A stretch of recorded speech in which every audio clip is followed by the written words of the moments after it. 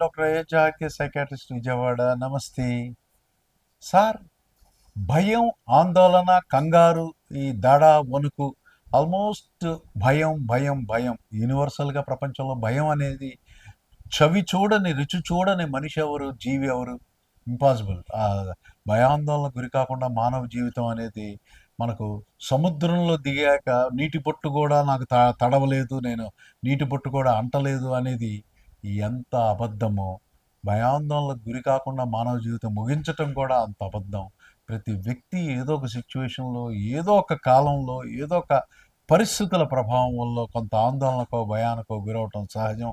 ఈ భయాందోళనని అంటే అది ఫియర్ అవ్వచ్చు, యాంగ్జైటీ అవ్వచ్చు, ఫోబియా అవ్వచ్చు, రకరకాల భయాందోళనలు ఉన్నాయి. డాక్టర్ దగ్గరికి, సైకాట్రిస్ట్ దగ్గరికి వెళ్ళకుండా భయాందోళనని మనం ఏ రకంగా నివారించుకోవచ్చు, మా ప్రయత్నంగా మేమేం చేసి నివారించుకోవచ్చు అని చాలామంది అడుగుతూ ఉంటారు. వాళ్ళకి నేను చెప్పే కొన్ని సలహాలు అనమాట, ఈ భయాందోళన నివారించుకోవడం ఎలా. ఒకటి, లైఫ్ స్టైల్ మాడిఫికేషన్, ప్రశాంత జీవన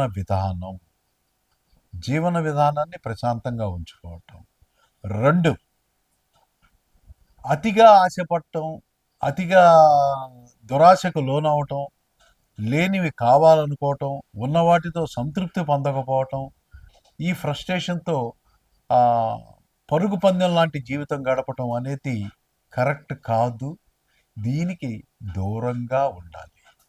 3, కుటుంబాన్ని ప్రశాంతంగా ఉంచుకోవడం, అనవసరమైన చిన్న చిన్న సమస్యలను కూడా ఒక గాలివానలా తెచ్చుకొని భార్యాభర్తలు తరచుగా గొడవలు పడటం, పిల్లలతో గొడవ పడటం, పిల్లలు ఎదురుగా గొడవ పడటం, ఇవన్నీ కూడా కరెక్ట్ కాదు. మీలో ప్రశాంతతను కోల్పోయి స్ట్రెస్కి గురి చేస్తాయి. ఇవి కూడా మంచిది కాదు. మరి ఇవన్నీ చేస్తూ కూడా కొన్ని చిట్కాలు చెప్పండి, ఎలా భయాందోళనని మరి ఎలా నివారించుకోవచ్చు. ఆల్రెడీ నేను కొంత ఆందోళనకో స్ట్రెస్కు గురయ్యాను అంటే వాళ్ళకి చెప్పేది ఏంటంటే, 1, ప్రాతకాలం ఉదయం మెడిటేషన్, యోగా, అలాగే డీప్ బ్రీతింగ్ ఎక్సర్సైజెస్,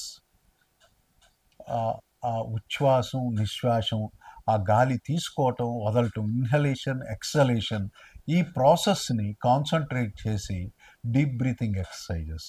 అలాగే ప్రోగ్రెసివ్ మస్కులర్ రిలాక్సేషన్ థెరపీ, ఇది ఒక ఒక హాఫ్ అన్ అవర్ పాటు ఒక ప్రోగ్రామ్లా చేయటం జరుగుతుంది.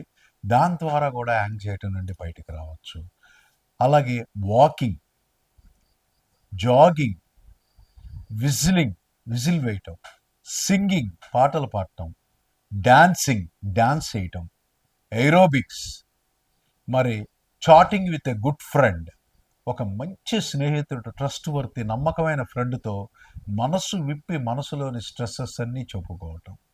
దీన్ని ఒక రకంగా ఫ్రీ అసోసియేషన్ అంటాం, ఎమోషనల్ అవుట్లెట్ అంటాం.